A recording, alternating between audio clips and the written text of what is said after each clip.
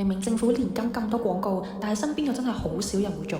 真相係，咁我哋就用政府年金同埋我哋嘅保單去做個比較啦。假設同樣都係處理50萬嘅資產，不過放落去政府年金嗰度，2個月咧就可以開始每個月攞到2900蚊嘅年金收入。留意啦喎，咁每個月開始拎頭15年咧，其實都係拎你嘅錢，即係喺你個本金嗰度。幾時先開始賺錢？就係15年之後，我65歲開始到80歲，一路搣緊嗰個年金收入咧，都係你嘅本金嚟㗎嘛，係你嘅錢嚟嘅。咁但係80歲之後咧，就開始賺啦。咁如果平均壽命，頭先話其實得85歲啫喎，咁啊賺幾年錢咯？所以健康好重要。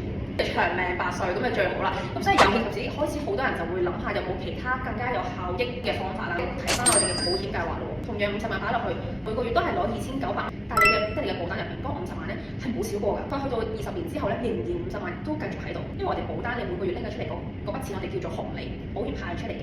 咁而你嘅本金咧，係會隨住時間佢繼續有增長，會 keep 住累積，去到80歲、90歲嘅時候，你嘅戶口就唔係淨係得50萬㗎啦，可能係60萬，可能係70萬。咁到時一嚿錢就可以一次過攞出嚟去環遊世界又得，或者咧你將佢留俾仔女、留俾個孫都冇問題。哦，即係每個月有錢拎之餘，佢仲會有增長。係啦，係啦。